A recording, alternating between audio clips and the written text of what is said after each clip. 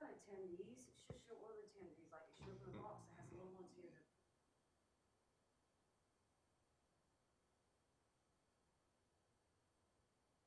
Because I'm the host, because I can promote things, people.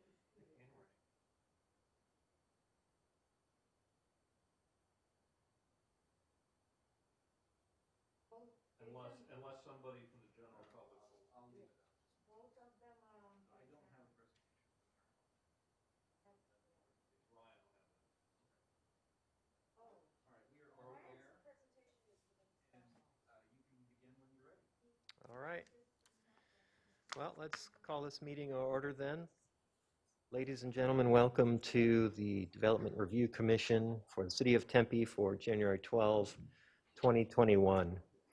The Development Review Commission is created to hold public meetings, and hearings to provide analysis and recommendations to the City Council regarding general land use policies and applications where the Commission has recommendatory power, and to render final decisions on specified applications where the Commission has final decision-making power, including but not limited to all aspects of a proposed and future development. The Development Review Commission recognizes that the creation of a desirable environment throughout the city for residents, business, and industry is a prime requisite for the interdependence of land values, aesthetics, and good site planning by promoting harmonious, safe, attractive, and compatible development that is therefore considered to be in the best interest of public health, safety, and general welfare. Any person aggrieved by a final decision of the Development Review Commission may file an appeal to the City Council within 14 calendar days after the Development Review Commission has rendered its decision. All right, so having taken care of that, ladies and gentlemen, we have a relatively short agenda. I'm going to come back and do a couple other items of business, but just to let you know, we have two items which we've placed on our consent agenda. And if anyone from the public wishes to have those cases heard, now's a good time to avail yourself of the opportunity to make comment on the tempe.gov website. There's a button there that will let you make comment at this meeting, and you can have the case heard. Those two cases which we have on consent agenda are the Rao residence and the Whataburger Tempe. All right, so we have with us virtually our commission tonight. Consists of Commissioner Andrew Johnson, Commissioner Don Casano, Vice Chair Michael DiDomenico, Commissioner Phil Amorosi, Commissioner Scott Sumners, and Commissioner Steve Bauer, and I am Chairman David Lyon. We have with us by way of city staff, Ms. Joanna Berry, Saparna Dasgupta, Mr. Steve Abramson, and we have Mr. Ryan Levesque and Robbie Aaron and Dalton Guerra with us also on the line. All right, so having taken care of that, we will go ahead and jump into our first item of business, which is a consideration of meeting minutes from the December 8th, 2020 meeting. We have both study session and regular session meeting minutes, which now that I think about, I believe I neglected to take care of during study session. So let's discuss this now, Commission. Has anyone found any edits that they wish to, Ms. Berry? And what do you have there? I see, thank you. So I was just going to ask if anyone had any edits that they wish to point out. Commissioner Casano, do you have something? None. Okay, we see your hand up, so we thought you might have something. I was going to make a motion if it was appropriate. I see. Well, let's get back to that in just a second. Does anyone see any edits to make to these meeting minutes? I didn't see any, No. Chairman Lyon. Okay. No, I did not. Sounds like we're okay with them then. So in that case, let's take a motion on them as written. Commissioner Casano? Chairman Lyon, I would make a motion for approval of Development Review Commission study session minutes of 12/8/20 and Development Review Commission regular meeting minutes of 12/8/2020. Thank you. Okay, thank you. Do I hear a second, please? Second. All right, motion to approve from Commissioner Casano and seconded by Commissioner Amorosi. Commissioner Bauer, how do you vote? I'm going to abstain, Mr. Chairman. I was not at those meetings. Well said. Commissioner Casano? Aye on those. Vice Chair DiDomenico? Aye. I vote aye as well. Commissioner Sumners? Aye. Commissioner Amorosi, Aye. and Commissioner Johnson. Aye. Okay, the motion passes 6-0 with Commissioner Bauer in abstention. All right, so we move on to our consent agenda. Ms. Dasgupta, has anyone raised their hand and said they wish to hear one of these cases? Chairman, I do not see anything. Okay, so we'll go ahead with the consent agenda as written. Can I hear a motion regarding the approval of these cases, please? Mr. Chairman, this is Don Casano. I would make a motion for approval of the consent agenda for item number 3, PL 200266, and item number 4, PL 200246. All right, do I hear a second? Second. Commissioner Summers? I'm going to go with Commissioner Sumner's there. I think you seconded that. Is that correct? Yes, that's right. Okay, thank you. One moment. Commissioner Johnson, I see you had your hand up. Was there something you wanted to add there? No, I was just going to second. Oh. We have a lot of Okay. people wanting to second today. Okay, well, we're getting it done one way or another. Thank you. All right, so Commissioner Bowers, how do you, sorry, motion to approve from Commissioner Casano, and there are many generous seconds on this, but I will say Commissioner Sumner's is the one we will record. Commissioner Bauer, how do you vote? Aye. Commissioner Casano? Aye. Vice Chair DiDomenico? Aye. I vote aye as well. Commissioner Sumner's? Aye. Commissioner Amorosi? Aye. And Commissioner Johnson? Aye. Okay. Motion passes 7-0. So thank you to Jared Lineberger and Jason Thanks. Chairman, Joanna has a comment. Can you just read it on that? How do you start with? All right. I received a chat message from a Connie Dunham. She said she would like to hear the RAW presentation. Okay. Well, I think it's fair for us to pull that from consent after the fact, is it not? All right, so let's go back. We will hear the RAW residents then. And as of this time, we have not heard anything for Whataburger, correct? All right, so let's do this. We've approved Whataburger Tempe, but I think it's fair to say that we go back and hear the RAW residents because we did in fact get a person asking to hear it. Commission, anyone object to this?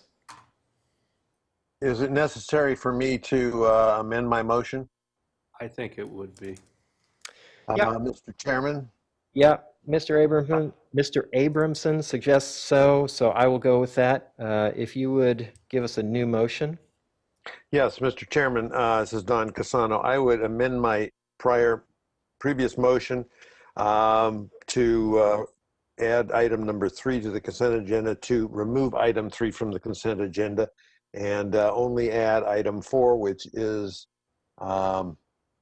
already been approved. All right, so let's just take that. We'll take that motion as it is then. Can I hear a second on that, please? Concur, Sumner's again. Okay, so motion to approve consent agenda consisting of Whataburger Tempe from Commissioner Casano and seconded by Commissioner Sumner's. Commissioner Bauer, how do you vote? Aye. Commissioner Casano? Aye. Vice Chair DiDomenico? Aye. I vote aye as well. Commissioner Sumner's? Aye. Commissioner Amorosi? Aye. And Commissioner Johnson? Aye. Okay, so with that now, let's go back to RAW residents. Mr. Lineberger, I apologize. We almost let you go a little too early there. Do we have Mr. Lineberger with us still in the meeting? Oh, As of now, he has not joined the meeting. do we have anyone representing JCL Design Build or representing the applicant in any way?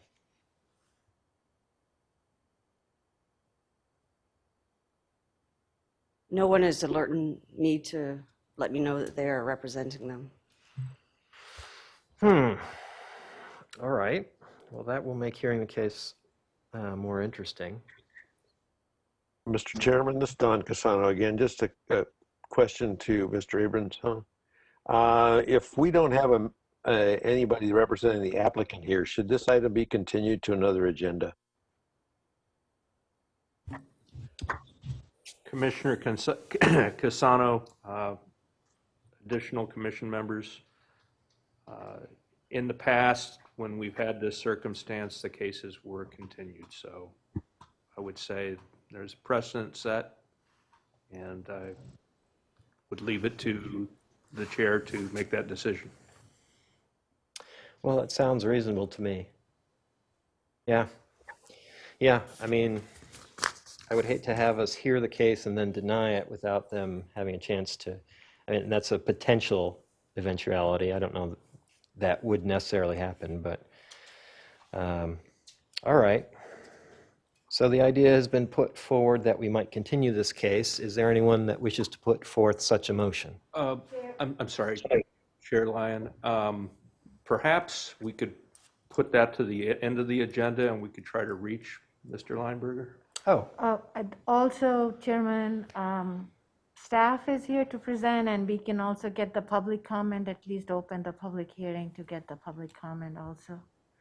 all right, both, I think So- both are fair. How about we do this since, now, do we have a person who wishes to make comment, or did they just wish to have it heard? I guess they just want to have the presentation seen. Is that She what just the- indicated she wanted to see the presentation. Okay. Well, all right then. So since we don't have someone with us from the public waiting to make comment, why don't we follow Mr. Abramson's suggestion and push this item to the end of the agenda? There's possibly a chance then that we get the applicant will join us, and if not, maybe we look at continuing it then. All right. Right. All right, so with that, let's move ahead then to item 5, which is the Marijuana Initiative Proposition 207 Code Text Amendment. Mr. LeVake, are you with us? Yes, thank you, Chair Lyon. While the staff loads up the presentation. Thank you. My name is Ryan LeVake. I'm the Deputy Director in the Community Development Planning Division. I'm here before you tonight to discuss the Marijuana Initiative Ordinance, our first hearing through this process. So as most of you know, on November 3rd, 2020, Proposition 207, called the Smart and Safe Arizona Act, was passed by the voters.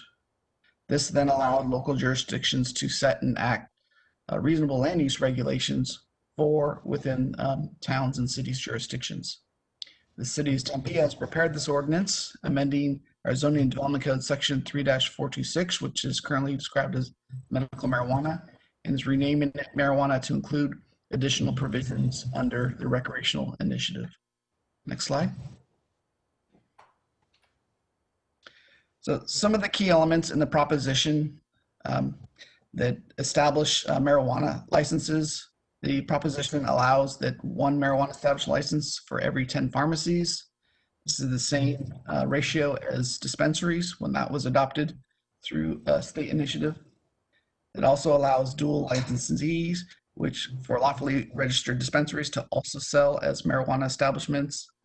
And then in areas and counties where there's not more than 2 licenses per county allowed that contains no medical dispensary, or 1 marijuana establishment that contains 1 medical dispensary at a 1-to-1 ratio. And this gets the count of how many marijuana establishments could be allowed within the state. Additionally, they've established what they call a social equity ownership program, which will issue 26 additional licenses through the state's process. Next slide. So in proposition, it specifically states that cities, or in this case Tempe, may not enact regulations more restrictive than comparable regulations for medical marijuana, and we may not act regulations that make operations of either marijuana establishments, marijuana testing facilities unduly burdensome, and may not enact regulations that conflict with regulations contained in the proposition set forth. Next slide. What the proposition does allow is that jurisdictions may enact reasonable zoning regulations that limit the use of land for marijuana establishments, testing facilities, which also includes cultivation areas. This language is identical to the Arizona's Medical Marijuana Act that was passed in 2011.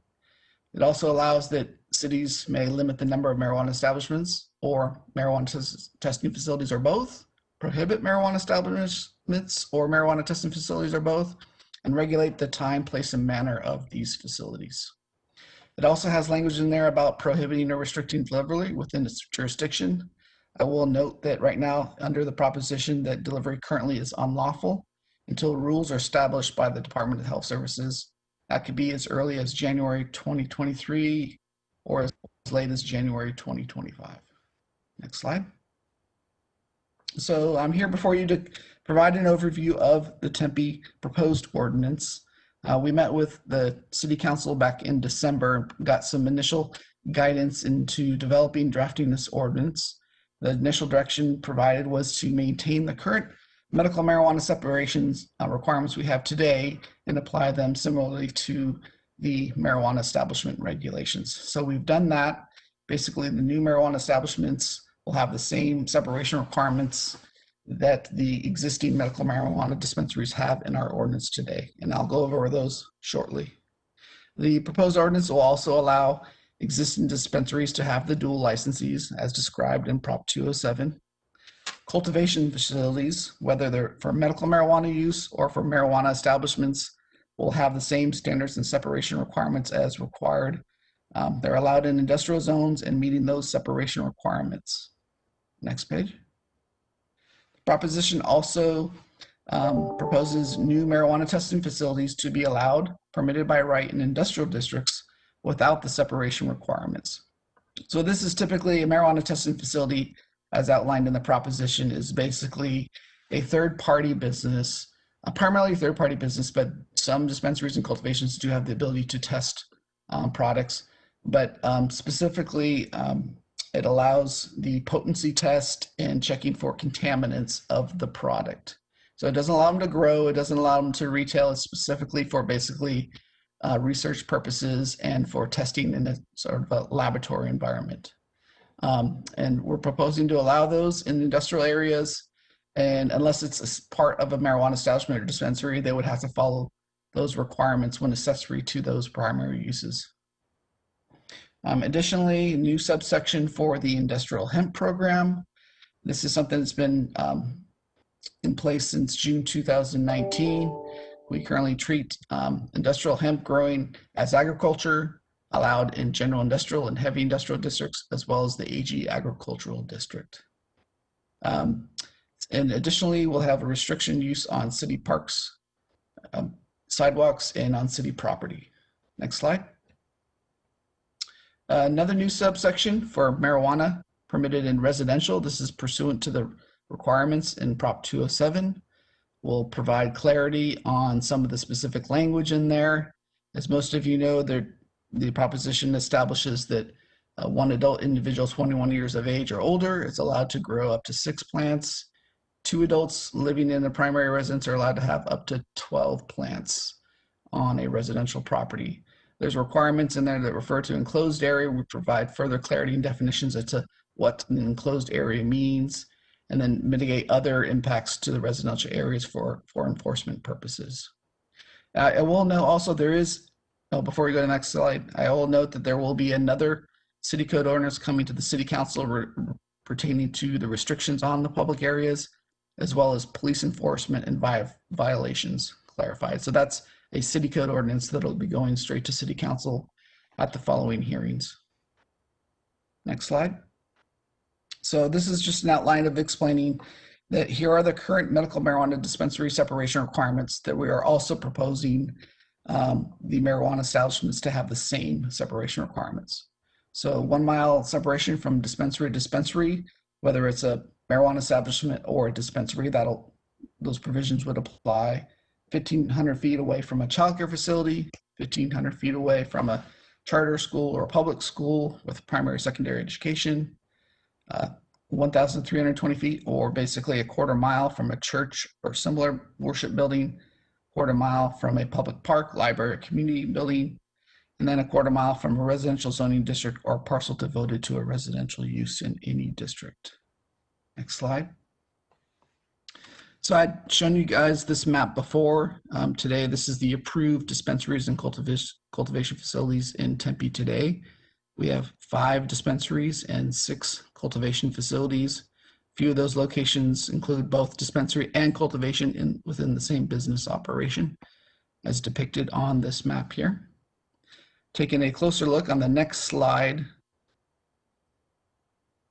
we've now applied what the current separation requirements are. This is showing the north portion of Tempe, and then those dispensaries with their 1 mile radius, showing the restrictions from those currently operated facility sites. So the gray area indicates pockets of parcels that likely meet the separation requirement. We have a portion in Northwest Tempe, and then a portion between Broadway and Southern near 48th Street. It's an industrial area that does have eligible properties for marijuana recreational or dispensary use. Next slide. And then this is our southern portion of the city of Tempe with those same separation requirements. Just a few parcels in an industrial pocket near the I-10 and Elliott Road area, just off of Priest Drive. But we only have currently one dispensary in South Tempe. Next slide. So as part of this process, we had reached out and conducted a survey. We had a strong response rate, 829 total responses, over 1,000 views of the draft, comments, input. We asked some few basic questions for the community to find out what their interest lies in with as it relates to marijuana in Tempe. And we asked the question basically if Tempe's medical marijuana dispensary separation requirements are appropriate for new marijuana establishments. The response rate, 46% said they're too restrictive, 29.8% said just right, and then another 19% said not restricted enough. Taking into consideration that we can't be more restrictive, the combination of both just right and not restrictive enough totals about 49% of the response rate we got from the survey. Next slide. And then we asked the question too, that noting that there are 5 medical dispensaries and 6 cultivation facilities in Tempe, should Tempe allow more marijuana establishments than exist today? And we did get overwhelmingly strong response that 71% said yes, we should have more than what exists today. 24% said no. Next slide. And then we asked the question about whether they agree with the marijuana testing facilities only being allowed in industrial areas if they are not associated with a marijuana establishment. 42% said yes, 34% no, and 22% not sure. Not too many people might not be aware of what a marijuana testing facility is and operates, but we provided the definition within the survey itself. Schedule. Right now, we're here with you today on January 12th is our first public hearing on the ordinance request. Back history date shown, we started this process since December 3rd. We had a community outreach for 12 days. We met with the Chamber of Commerce, their Government Relations and Transportation Committee, provided them a presentation on January 6th. And we also met with the Neighborhood Advisory Commission and provided them a presentation. Their information specifically is not in the report, but they did provide comments. Some of the members of the Chamber of Commerce provided comments that they supported the efforts of what we had proposed and presented outlined in the ordinance that is similar to the restrictions in medical marijuana.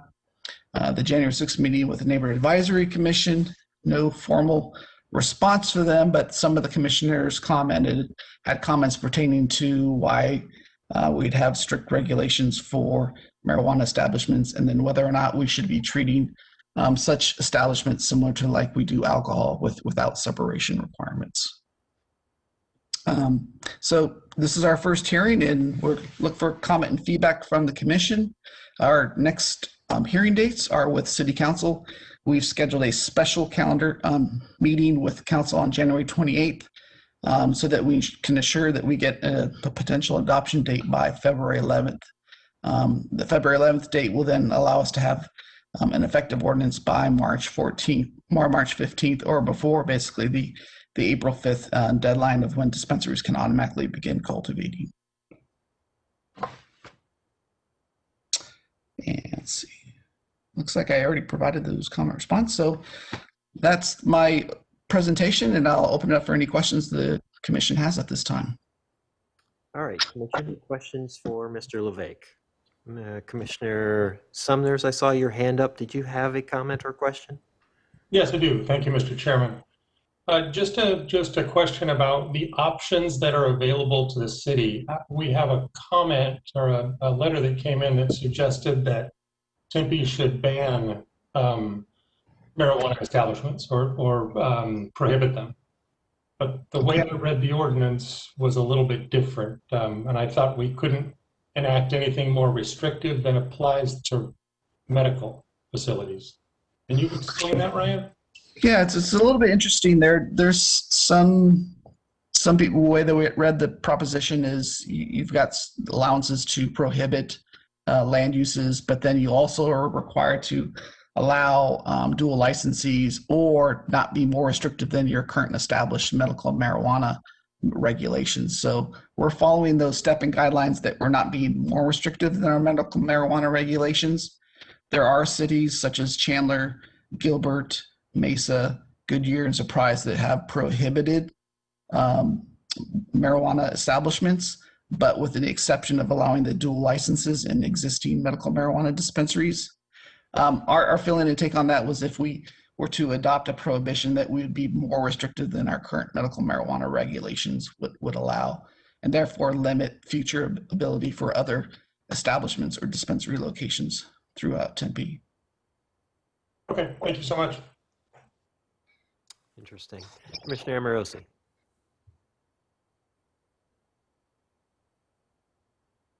Thank you, Chairman Lyon. Brian, is the legal smoking age 18 or 21 or?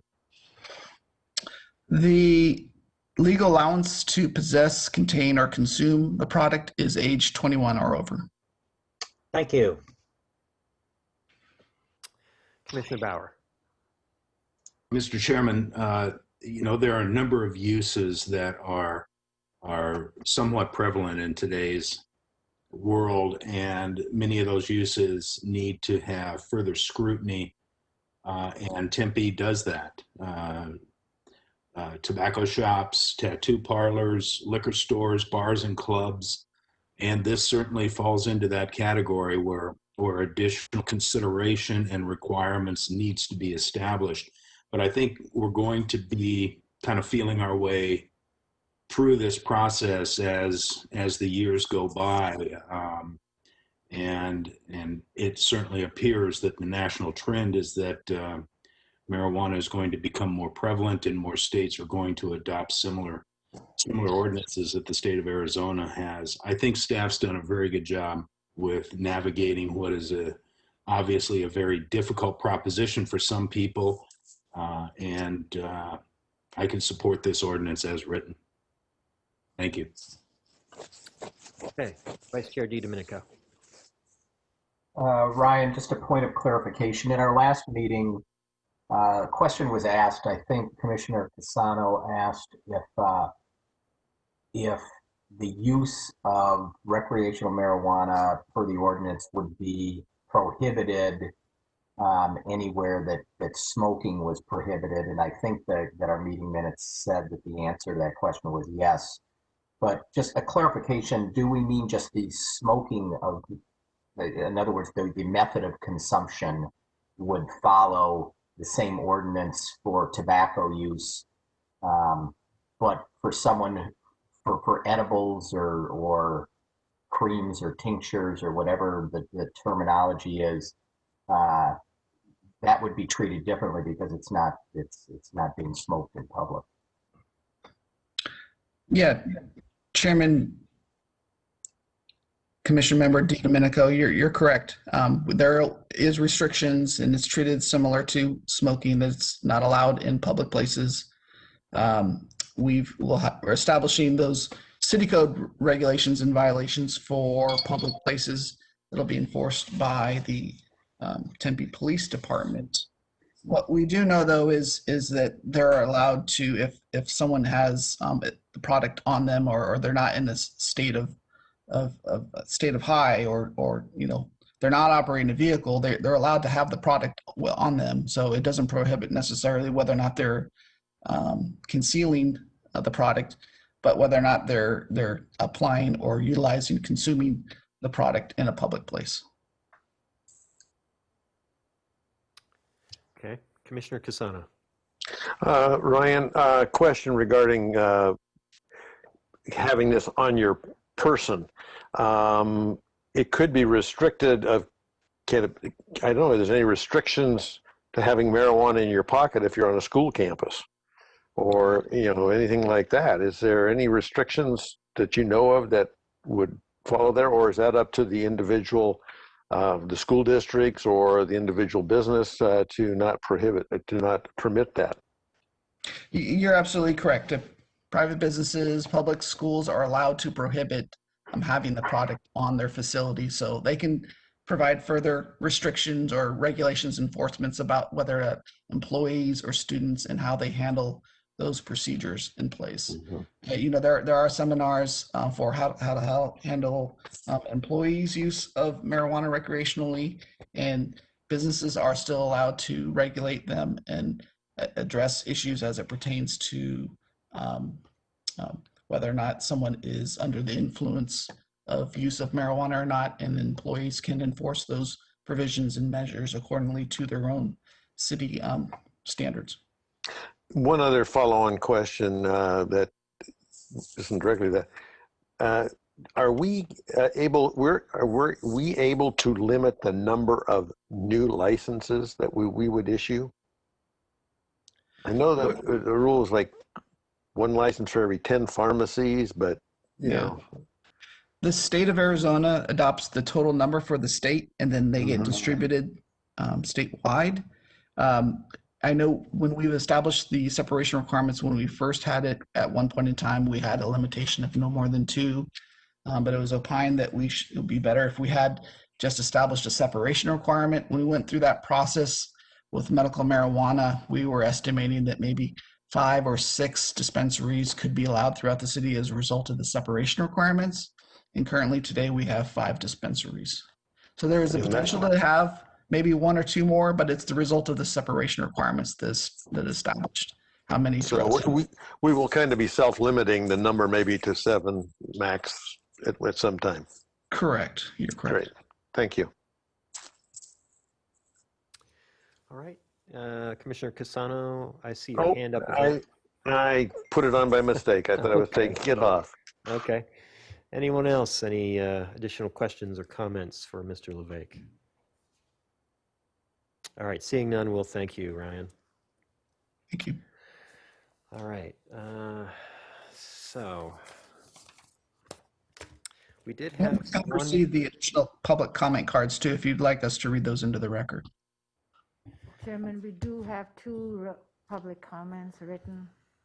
I was just going to ask, Suparna, would you be good enough to favor us with those? Sure. Or do you want to make Ryan do it? It doesn't matter. I can do it. Okay. Chairman and Commission members, the first letter that we have received as part of the public comment is from Harvest, and it's addressed to Mayor Woods, and it says, "Thank you for the opportunity to provide input on public hearing item number 5, Harvest Health and Recreation Incorporated, located at 1155 West Rio Salado Parkway, wishes to express our support for the proposed code text amendment pertaining to the regulation of recreational marijuana in the city of Tempe.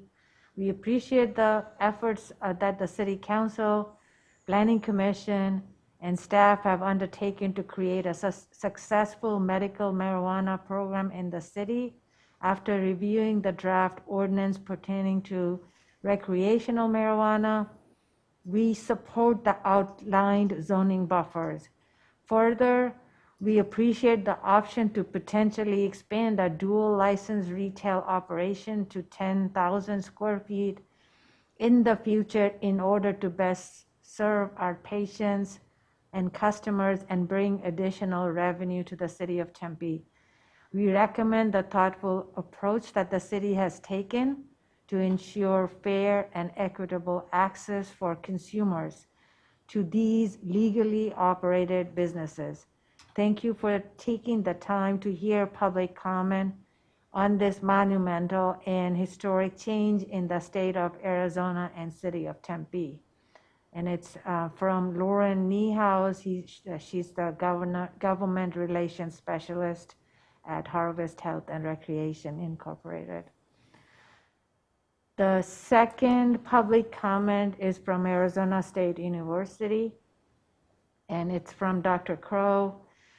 It says, "Dear members of City of Tempe DRC, I write regarding the City of Tempe's consideration of an ordinance in the wake of passage of Smart and Safe Arizona Act Recreational Marijuana Initiative Proposition 207.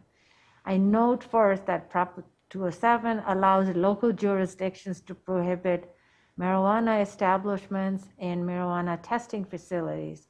I think the city of Tempe should do just that.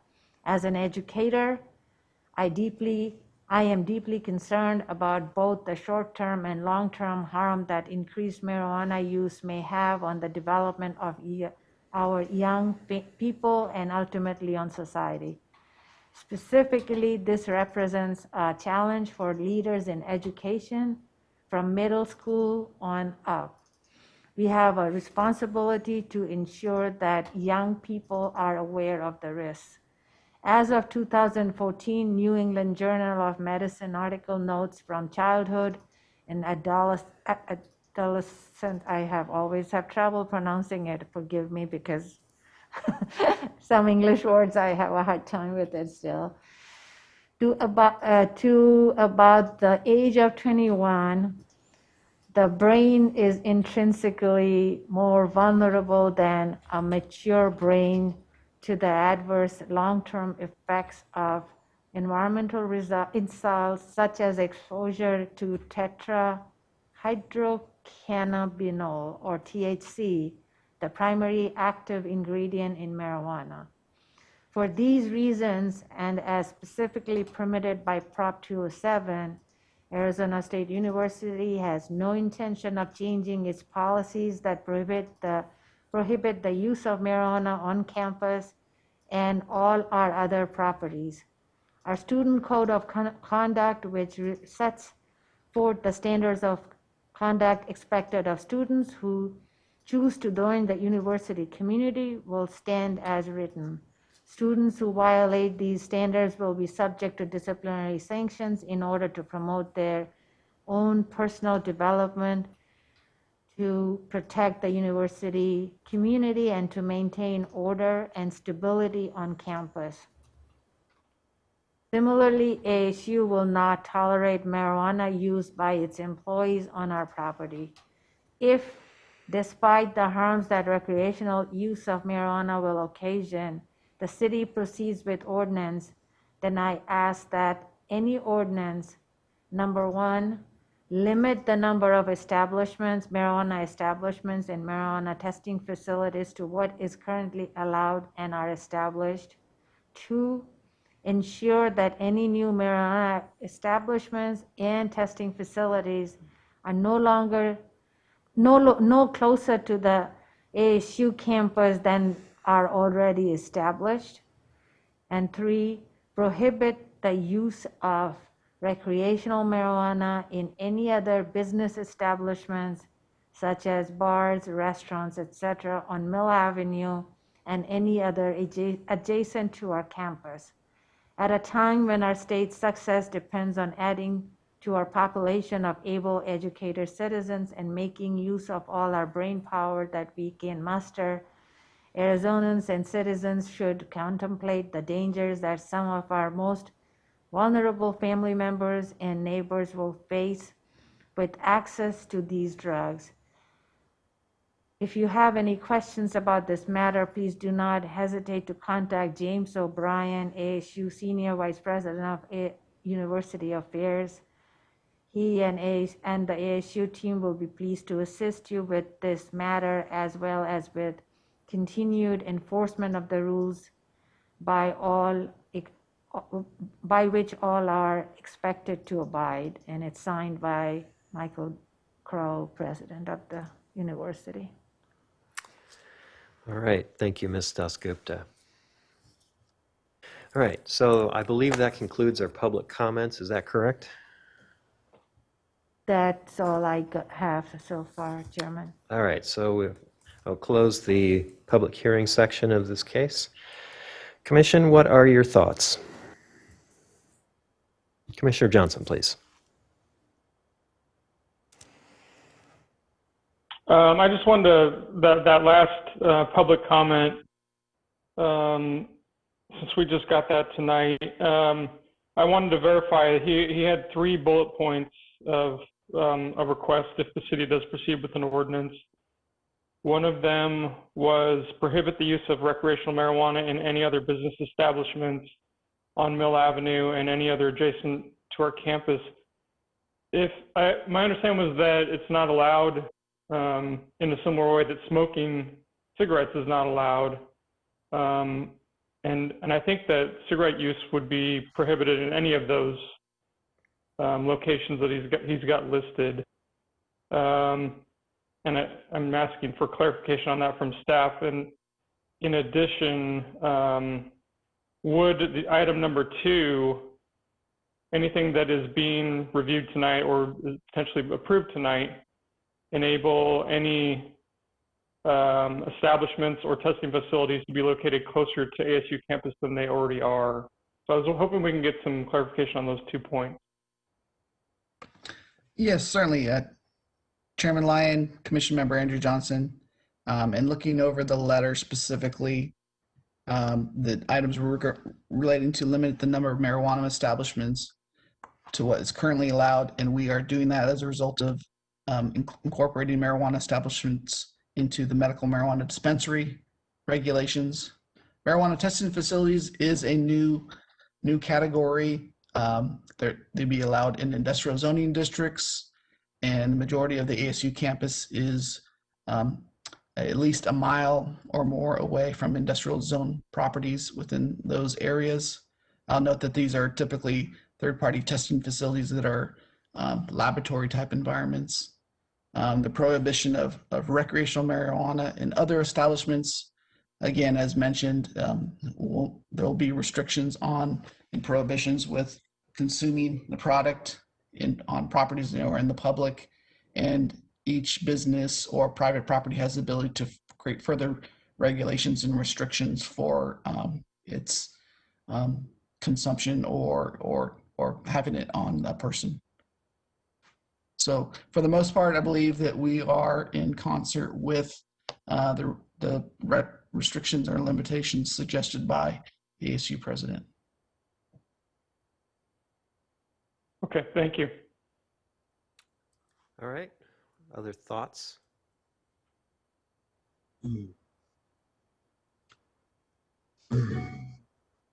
Commissioner Amorosi, you have something for us? Chairman Lyon, thank you. Not hearing any other comments, I was going to make a motion to approve the PL 200301 to make a code text amendment to the Tempe Zoning and Development Code for changes within section 3-426. All right, fair enough. I actually would like to interject a comment before we go ahead with that motion. Does anyone else have any comments, or are we just looking at seconds? Yes, I've got my hand up, Mr. Chairman, Don Casano. Mr. Casano, Commissioner Casano, forgive me. Yeah, this was this whole ordinance change that we're going through now was not of our choosing.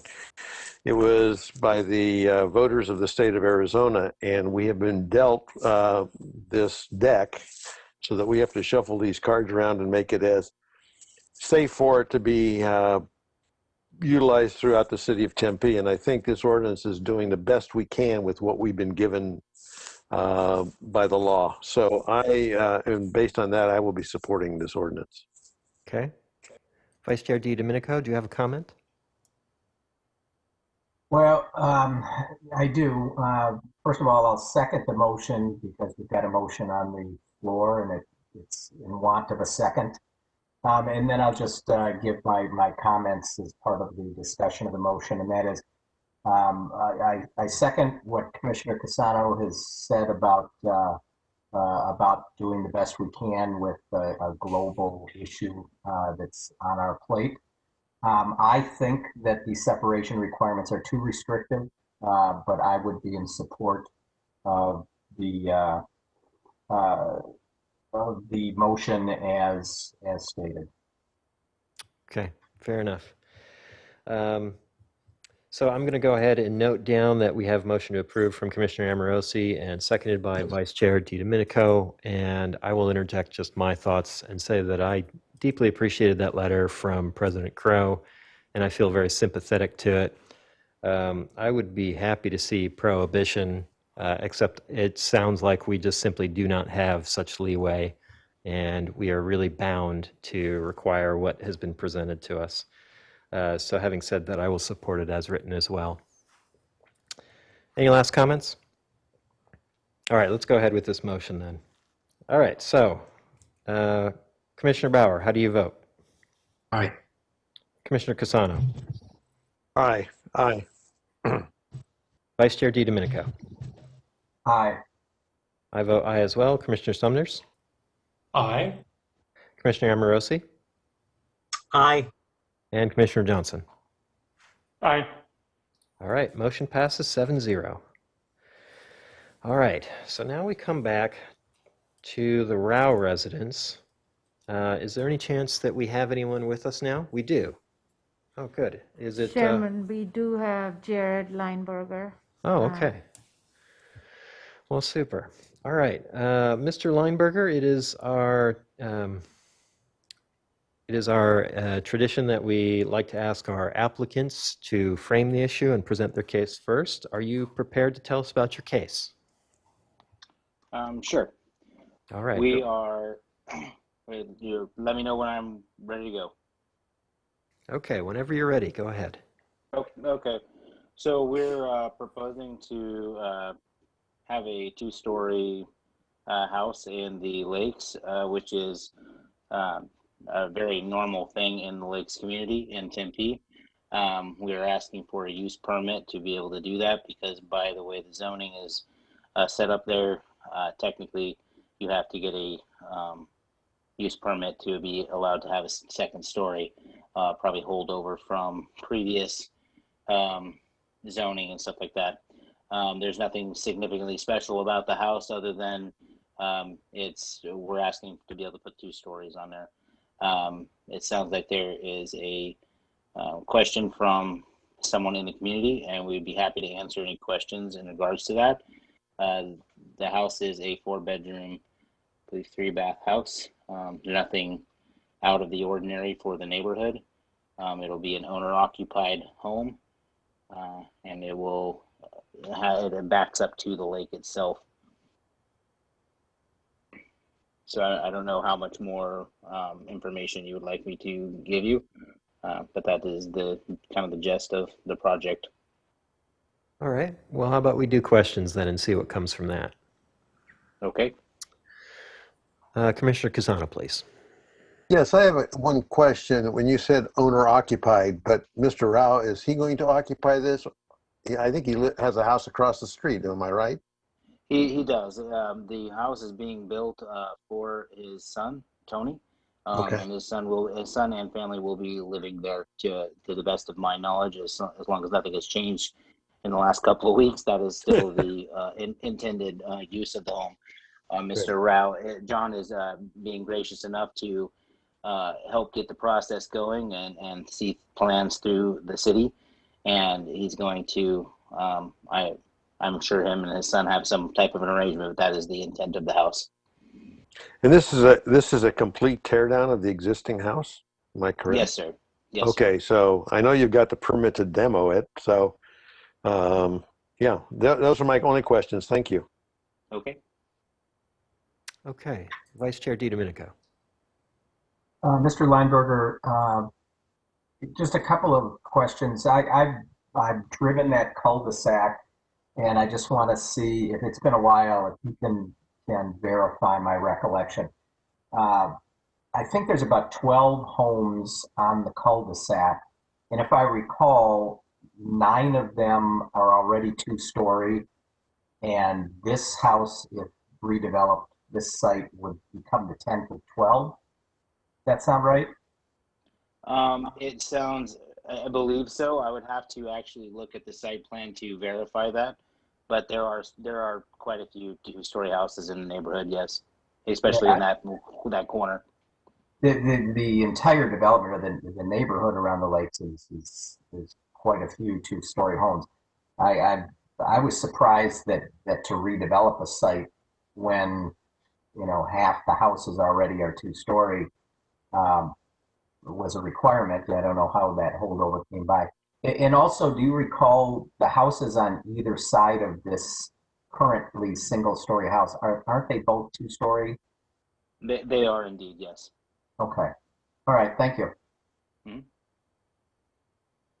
All right, any other questions? Joanna is sending these comments to me right now, and either through staff presentation by Dalton or however, there are 2 questions that have been asked by Ms. Connie Dunham. One is, how many other 2-story structures are there in the lakes? And how does the height of this new structure compare to the height of his house across the street at 5502, which towers over other houses on the street? So that's a question probably for Mr. Lineberger to first answer. So I wanted to make you aware of those. Okay, thank you. Yeah, since you've already read those, let's go ahead and ask Mr. Lineberger if you'd like to respond to those. Sure. In regards to how many houses in the lakes are already 2-story, I don't know the exact number, but I believe it's probably in excess of 50%. I think quite a few of the houses have been remodeled and rebuilt to accept for this. I would have to do some research to find out exactly what the number is, but it is a significant amount of the houses in the lakes are already 2-story. In regards, Chairman, okay. Mr. Lineberger, I just wanted to mention that staff does have some information during staff presentation for how many houses in the general area required a use permit. So we are certainly able to provide that with staff presentation. Okay, sounds great. In regards to the height of the building, we are not exceeding the maximum height of 30 feet, which is the standard height for that neighborhood, as far as what it is zoned for a 2-story. As far as how high it will be, or whether or not it'll be towering over the other houses, I believe that the reason the house across the street seems to tower above the houses is because the 2 houses adjacent to it are actually single-story. In regards to this particular house, the 2 houses adjacent to it, as already mentioned, are 2-story, and I would, unless the houses next door did something abnormal or out of character, I would imagine they probably maxed out their height requirements to maximize their houses when they were built. I would have to get actual dimensions to verify that, but I do not believe we will be in any way out of a size, a scale of what is on that side of the street and on what you would see from the lake side of the property. All right. All right, fair enough. All right, so with that, why don't we move on to our staff presentation? We will come back to you again in a few minutes, Mr. Lineberger. Thank you. So do we have Mr. Guerra with us? Yes, good evening, Chairman Lyon and Commission. My name is Dalton Guerra, Planner 1, the City of Tempe Planning Division. Is there the PowerPoint to present? Coming up in We're one getting moment. it, Dalton. Thank you, appreciate that. So this is, as we know, a use permit request to allow a 2-story single-family residence within the Lake subdivision. It is within the R16 zoning district for single-family residential. Next slide, please. Here's a site plan of the site. This is a brand new residence, as outlined in the report. It's already received a demo permit, so it's a ground-up build for a 2-story single-family residence. It does meet all the setbacks and lot coverage standards for the R16 zoning district. Next slide, please. Here are the sections. Just to give you an idea of what's going on each floor. You can see the stairs going from the ground level to a 2nd story above, which is why this requires a use permit for a 2nd story. Next slide, please. Here you can see the elevations. As indicated, the 30-foot maximum is being met. It is not exceeding the 30-foot maximum as set in the development standards for R16 zoning. Next slide, please. There was no neighborhood meeting required for this request. Staff did receive 2 calls earlier in the week, not really in opposition or support, just questions regarding the height on the lake side of the property. However, the zoning code defines building height as measured from grade, which is the top of curb at the front of the property. So the height of it compared to the water on the rear of the property is of no consequence to how we measure the building height. Next slide, please. In conclusion, staff's recommending approval subject to the conditions. There are no unique conditions of approval, and the applicant has reviewed the conditions. At this point, I am open to any questions. Dalton? Oh, excuse me. One more thing. Yeah, sorry, Saparna. Yeah, I'll touch on that. Sorry about that. I did have an attachment in the report. I didn't get a chance to get it on the presentation, but there is a map showing there are 3 other properties within the Lake subdivision that received use permits to allow a 2nd story addition. So there's a precedence of 3 prior approved use permits for 2nd stories in this subdivision alone. All right.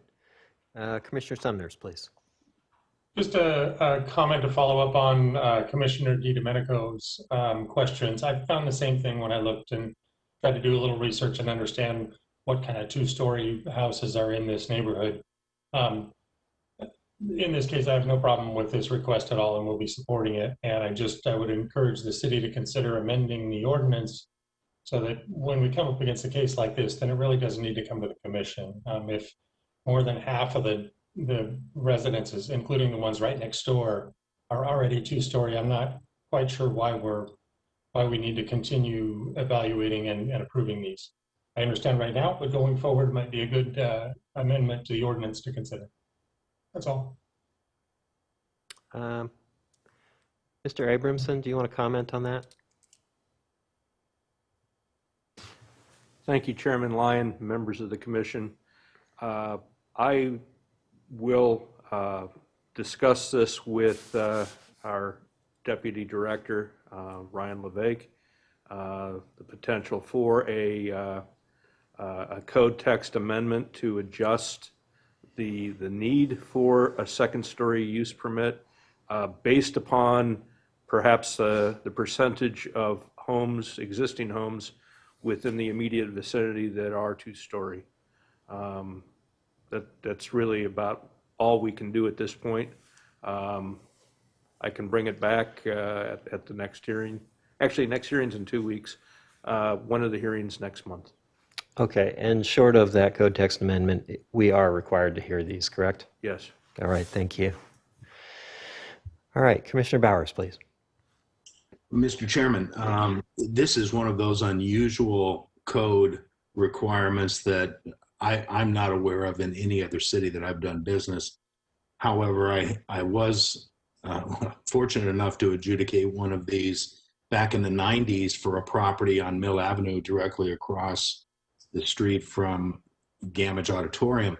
It is a situation to where, to give staff a little cover, it's a situation to where it only applies to those properties that were initially developed as single stories, because the code allows two-story residence by right, and it allows neighborhood input if they're concerned about the character changing for a neighborhood. However, with this instance and the lakes development, significant number of those lakes properties already have 2 stories. Some were initially developed as 2 stories, and some have been modified to add a second story, or as this is proposing, tearing down the existing home and redeveloping it. So it's something that certainly is not out of character with this residential area in any way, shape, or form, and I'll be supporting the application.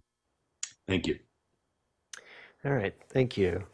Let's see. Any other questions or comments for staff?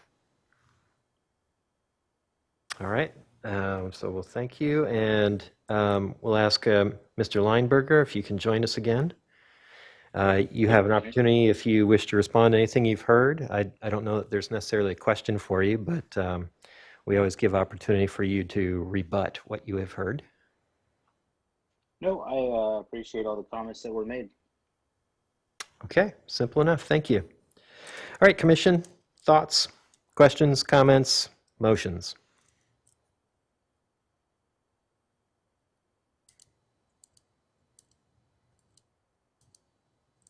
Not seeing any comments, how about I suggest a motion? Vice Chair DiDomenico.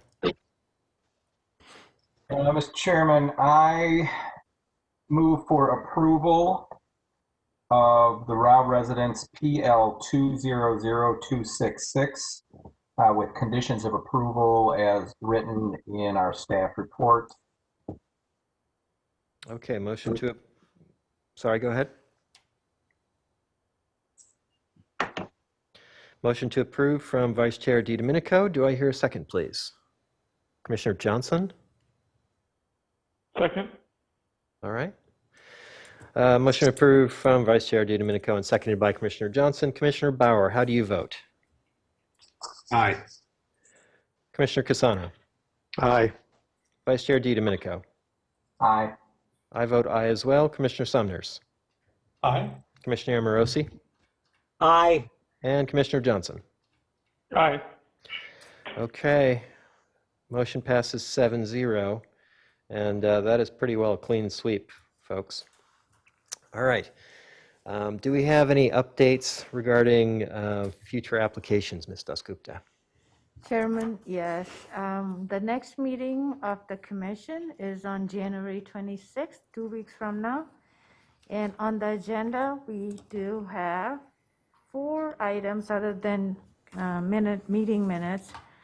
There is a request and appeal. This item may or may not be on the agenda at this time. Mr. Abramson is working on this for staff decision, an appeal of a staff decision for Red Devil Plaza at 204 West Southern Avenue.